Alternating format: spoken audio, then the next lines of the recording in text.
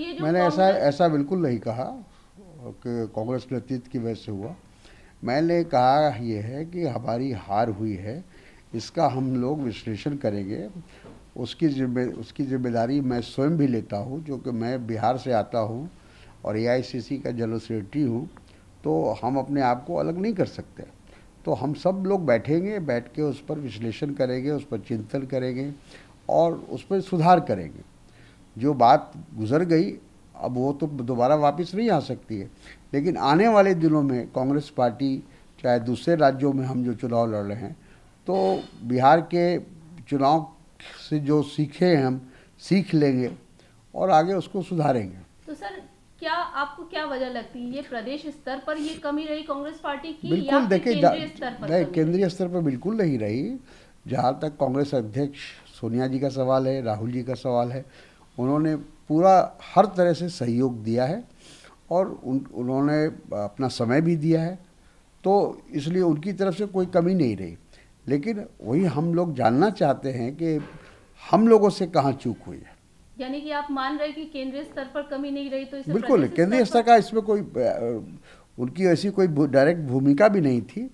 उन्होंने तो कहा कि भाई जहाँ हमारी ज़रूरत है हमको इस्तेमाल करो। जितनी बार हम लोगों ने राहुल जी को बुलाया बिहार, वो आए, समय दिया उन्होंने, पब्लिक मीटिंग की। तो जहाँ तक उनका सवाल है या कांग्रेस पार्टी का नेतृत्व का सवाल है, उसने तो पूरा सहयोग किया जितना भी हो सकता है।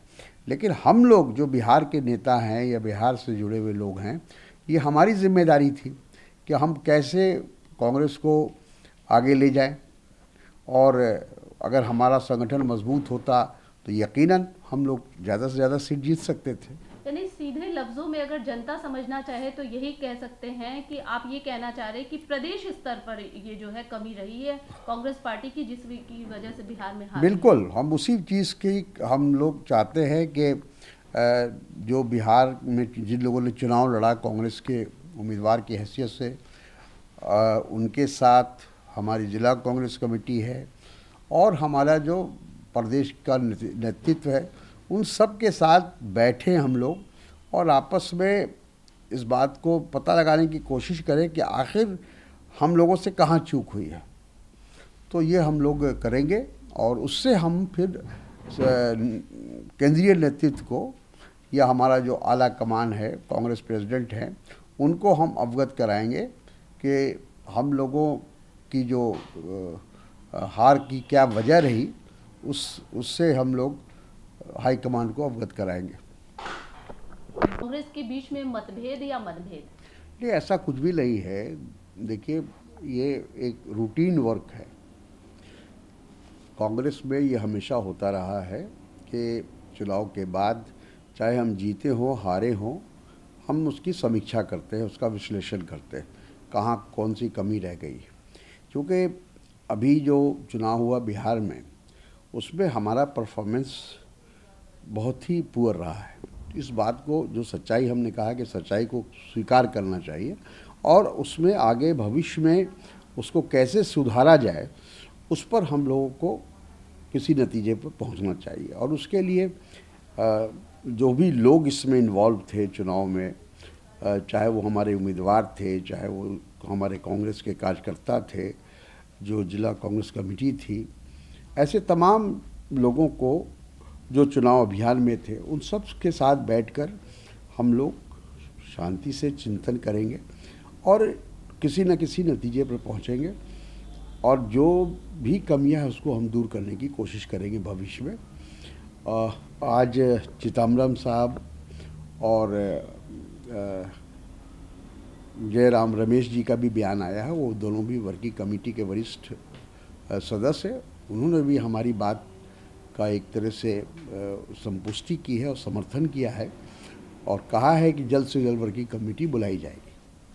लेकिन सर, आपके इस बयान के क्या? मैंने ऐसा कुछ नहीं कहा है। मैंने कहा कि हम तमाम चीज़ों का विश्लेषण करेंगे, चाहे वो उम्मीदवारों के चयन की बात हो, कैंपेन की बात हो, और जो भी एक चुनाव से जुड़ी हुई जो भी प्रक्रिया है, उस पर हम लोग बैठकर विचार करेंगे कि कहाँ हमसे चूक हुई है।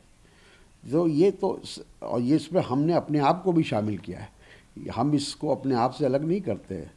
जब हम कांग्रेस के एक वरिष्ठ पदाधिकारी हैं तो ये इसकी जिम्मेदारी, जो चुनाव में जो परिणाम आए हैं उसकी जिम्मेदारी मैं स्वयं भी लेता हूँ।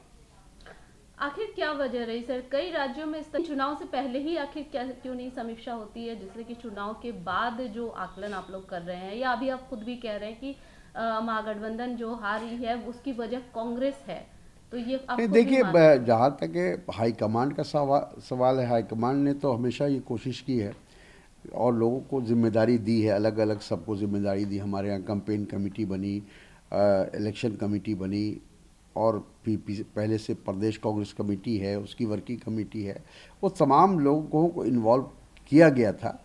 लेकिन तब भी ये परिणाम आए, तो इससे ये लगता है कि कहीं ना कहीं हमारे साथ कुछ लैकिंग हुई है, कहीं पर कोई कमी रह गई, और जिसकी वजह से 70 में 19 सीट आना ये एक तरह से मतलब कांग्रेस जैसे संगठन के लिए एक का चौंकाने वाली बात है, क्योंकि हम पिछले 2015 में मात्र 41 सीटों पर लड़े थे और तब हमारे 27 विधायक जीत कर आए थे।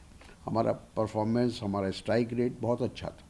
लेकिन इस बार वही उसी कारण को हम लोग ढूंढना चाह रहे हैं या जानना चाह रहे हैं कि आखिर ऐसा क्यों हुआ कि हम 70 सीट पर लड़े और हमारे मात्र 19 विधायक जीत कर आए। तो ये चूँकि आगे आने वाले दिनों में फिर हम चुनाव में जाएंगे, दूसरे राज्यों में हम चुनाव में जाएंगे, तो अगर उसकी हम समीक्षा नहीं करेंगे, विश्लेषण नहीं करेंगे, तो सुधार कैसे होगा?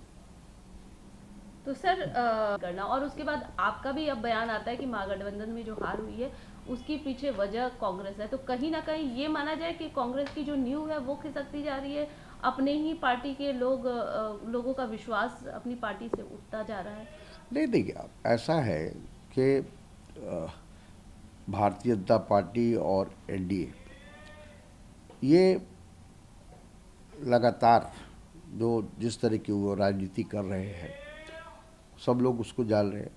वो भावनात्मक राजनीति कर रहे हैं, वो धर्म की राजनीति कर रहे हैं, वो नफरत और घृणा की राजनीति कर रहे हैं। तो उसका मुकाबला करना, क्योंकि हमारा देश जो है वो धार्मिक है, आस्था को मानने वाला देश है, तो लोग जल्दी भ्रमित हो जाते हैं। तो इसलिए हम लोगों को बहुत संभल कर चलना पड़ता है। तो कांग्रेस से चूँकि एक राष्ट्रीय पार्टी है और राष्ट्रीय आंदोलन में रही है, तो इस बात को हम समझते हैं कि हमारी क्या जिम्मेदारी है, और इससे जो हम समझते हैं कि भारत देश अभी जिस क्राइसिस से गुजर रहा है उससे निजात दिलाना या उससे छुटकारा दिलाने की जिम्मेदारी भी हमारी है। यानी कि कांग्रेस पार्टी के अंदर कोई बिल्कुल नहीं, हमारे यहाँ कोई मतभेद नहीं है आज की तारीख में, और हम सब लोग मिलकर काम करना चाहते हैं और कांग्रेस को मजबूत करना चाहते हैं। क्योंकि कांग्रेस जब से कमज़ोर हुई है, उसकी ताकत कमज़ोर हुई है, तब से हम देख रहे हैं कि लगातार जो कट्टरपंथी ताकतें हैं इस देश के अंदर, चाहे वो हिंदू कट्टरपंथी हों या मुस्लिम कट्टरपंथी, वो धीरे धीरे अपना पैर जमाने की कोशिश कर रहे हैं। सर, आपने एक ट्वीट भी किया है आज, जिसमें आपने लिखा है कि एनडीए को ये जिनकी वजह से एक बार फिर बिहार में उनकी सरकार बनने जा रही है, हिंदू कट्टरपंथी हो या मुस्लिम कट्टरपंथी, कांग्रेस की जंग दोनों से जारी रहेगी, क्योंकि ये दोनों एक दूसरे के पूरक है। ये तो आपने ट्वीट किया, और इसके पहले आपने ये भी कहा है कि ओवैसी की पार्टी का जीतना बिहार के लिए शुभ संकेत नहीं है। क्या वजह है सर? बिल्कुल, देखिए, जैसा हमने कहा अपने ट्वीट में, वो यही बात हमने कही कि कट्टरपंथी किसी भी धर्म का हो, किसी भी जाति का हो, वो समाज के लिए, देश के लिए सही नहीं है। एक तरफ भारतीय जनता पार्टी हिंदू एकता की बात करता है, दूसरी तरफ ओवैसी मुस्लिम एकता की बात कर रहे हैं, तो एक दूसरे की पूरक तो हो ही गई है, एक दूसरे की मदद कर रही है। और हमने ये जो कहा है कि अभी जो दोबारा एक बार फिर जो एनडीए की सरकार बिहार में बनेगी, तो मैंने गलत नहीं कहा है कि उसके लिए ओवैसी को की आरती उतारनी चाहिए। उन्होंने 5 सीट तो वो जीते ही, और कई सीटों पर उन्होंने गठबंधन को हराने का काम किया है। तो वो अपने मकसद में कामयाब हुए और भारतीय जनता पार्टी अपने मकसद में कामयाब हुई। वो इसीलिए ओवैसी को हर जगह ले जाती है ताकि जो मुस्लिम वोट है उसका बंटवारा हो, सेकुलर वोट है उसका बंटवारा हो और भारतीय जनता पार्टी उसका लाभ उठाए। ये तो मतलब कोई भी कॉमन मैन जिसको थोड़ा भी राजनीति की सूझबूझ होगी इस बात को समझ रहा है। आपने नीतीश कुमार पर भी तंज कसा है कि वो यदि अगर बनते हैं तो एनडीए की बदौलत बीजेपी। बिल्कुल, अब तो उनको अगली सुशासन बाबू नहीं होंगे, इस बार वो कठपुतली बाबू होंगे, क्योंकि इस बार उनकी संख्या कम है और भारतीय जनता पार्टी की संख्या ज़्यादा है। तो यूँ कहा जाए कि आने वाले दिनों में उनको भारतीय जनता पार्टी के इशारे पर नाचना पड़ेगा। अब वो पहले की तरह वो स्वयं निर्णय नहीं ले सकते और नैतिकता तौर पर मैं ये मानता हूँ कि नीतीश जी को नैतिकता के आधार पर मुख्यमंत्री बनना ही नहीं चाहिए, क्योंकि उनकी संख्या कम हुई है। एक तरह से बिहार की जनता ने उनको नकार दिया है। और आप देखिए महागठबंधन और एनडीए के फोटो का अगर आप विश्लेषण करेंगी तो आप पाएंगे कि 0.2% का फ़र्क है मात्र। वोट में कोई कमी नहीं है महागठबंधन में। और इसका अर्थ ये है कि लोग बदलाव चाहते थे, बिहार के अंदर लोग परिवर्तन चाहते थे। लोग 15 साल के शासन से ऊब चुके थे। लेकिन जो भी कारण हो, जैसा मैंने कहा है कि उसका एक मुख्य कारण ओवैसी है, जो वहाँ जाकर उन्होंने उस क्षेत्र में अपने उम्मीदवार खड़े किए जहाँ कांग्रेस की का वर्चस्व था या कांग्रेस के विधायक अधिक से अधिक जीत कर आते थे। उसी क्षेत्र पर वहाँ जाकर उन्होंने डेड करने की कोशिश की। चिराग पासवान को कितना जिम्मेदार मानते हैं? देखिए, चिराग पासवान तो एनडीए के साथ थे, अभी भी है, अभी भी उनको एनडीए ने अलग नहीं किया अपने हाथ से। और उन्होंने जो कुछ किया वो भारतीय जनता पार्टी के इशारे पर किया। मेरा ख्याल है कि नीतीश जी भी इस बात को समझ रहे हैं कि हमको कमज़ोर करने की कोशिश जो हुई है वो भारतीय जनता पार्टी के इशारे पर हुई।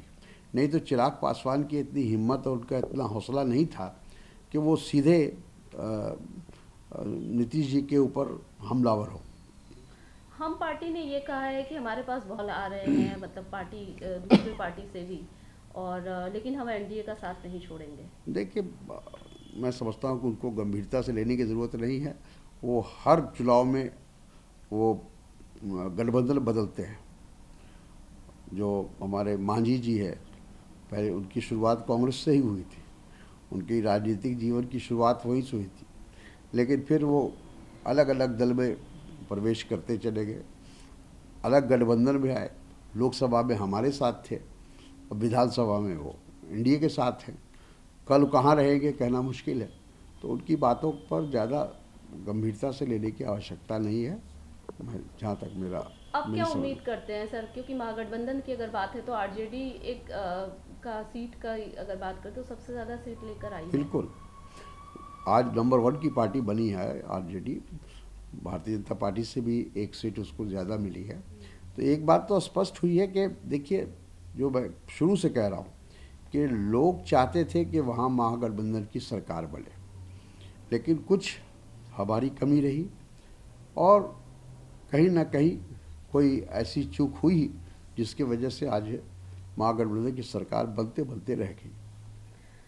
सर, यहाँ पर लिखा है कि राहुल गांधी एक ऐसे छात्र हैं जैसे कि जिसने कोर्स वर्क तो किया है लेकिन शिक्षक को प्रभावित करने के लिए उत्सुक भी रहते हैं, और इस विषय में महारत हासिल करने के लिए या तो योग्यता नहीं है या फिर जुनून की कमी है उनके पास। इसके साथ ही उन्होंने राहुल गांधी को नर्वस भी बताया है। देखिए, एक तो ओबामा साहब की जो मुलाकात हुई होगी वो मुख्तसर मुलाकात हुई होगी, कोई लंबी मुलाकात तो हुई नहीं होगी। वो उस वक्त राष्ट्रपति थे, तब वो आए थे इंडिया, शायद उसी मौके पर उनकी बातचीत हुई। तो एक मुलाकात में या 2 मुलाकात में किसी आदमी की क्षमता को आंकना मुश्किल होता है। और जाहिर है कि उस समय आज से 10 साल पहले या 8 साल 9 साल पहले उनकी मुलाकात हुई थी, तो उस वक्त के जो उनका व्यक्तित्व था राहुल जी का, वो आज फ़र्क है। 8 साल में बहुत अनुभव उनको प्राप्त हुआ, विपक्ष में रहने का मौका मिला, उनको बहुत कुछ सीखने का मौका मिला। तो ये जो बात वो कह रहे हैं वो 10 साल पुरानी बात कर रहे हैं। और जैसा मैंने कहा कि किसी के एक मीटिंग में, एक मुलाकात में आप किसी की पर्सनालिटी को और किसी के व्यक्तित्व को नहीं समझ सकते।